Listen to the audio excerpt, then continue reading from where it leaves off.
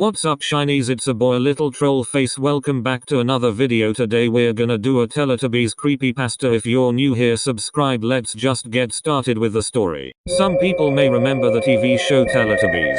It was a rather weird show, and generally disturbing. Speakers were everywhere and there was a sun with a baby's face on it, plus a scary segment involving a lion and a bear which was edited after complaints. Today I went to my local HMV. The store clerk had recently gotten a pre-owned DVD. It said Teletubbies Lost Episode, The Playground. The clerk said to me that the customer who sold it was extremely upset. He said that he did not want to watch it anymore. I bought it anyway, despite the warnings about the upset customer. I slammed it into my DVD player. It skipped the BBC logo, and went straight to the intro. Everything was okay at first. The intro was normal until the speaker that was supposed to say time for Teletubbies said something disturbing instead. Life is not about anything. It is the consequence. I thought that was rather weird for a kids' TV show. It started with Tinky Winky, sitting at the table. He was rather sad and depressed, and he was crying.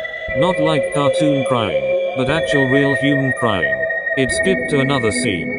It depicted a rather CGI-looking playground, with a climbing frame that looked like the Teletubbies house.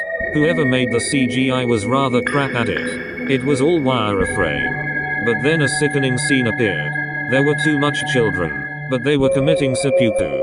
Blood was stained everywhere, along with realistic-looking intestines and organs scattered across the ground. I hurled in the bathroom from this. Then I came back out and a final phrase from the Tubby bye-bye speaker was spoken. Life is meaningless. The truth is that you are all going to die from a horrifying death. No one understands it. An atomic bomb then hit Teletubbyland. The sun baby was crying, rather than its normal happy face. Its face was soaked in blood. After that, a picture of the playground appeared, with the Teletubbies hanging on gallows. Blood was seeping from their necks as they died. Behind them was the Teletubbies home on flames. And the baby son from before, but it was bleeding. Of course. I vomited again. This time onto my duvet. After that the scene cut to the ending credits. But at the end, instead of the Ragdoll logo, there was a message that I couldn't understand, but what looked like either Russian or Ukrainian. I turned it off and rang up Ragdoll about the episode. They said that they had 237 complaints and that it was worse than the Lion and Bear episode. They also said there was a man who worked on it called Christian Johnson. He had a friend who went to a playground, but apparently he was on drugs and was depressed to the point of committing suicide. He was a CGI artist, but he never got to complete the episode because progress was halted when Ragdoll found out what it was. It was, by mistake, sent to the BBC. They aired it without realizing the content.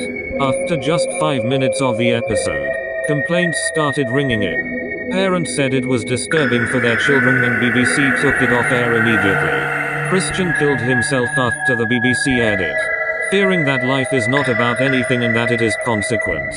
After hearing this, I ripped up the disc and smashed it. I couldn't sleep for the whole night. I've had nightmares about it for weeks. The next morning, the doorbell rang.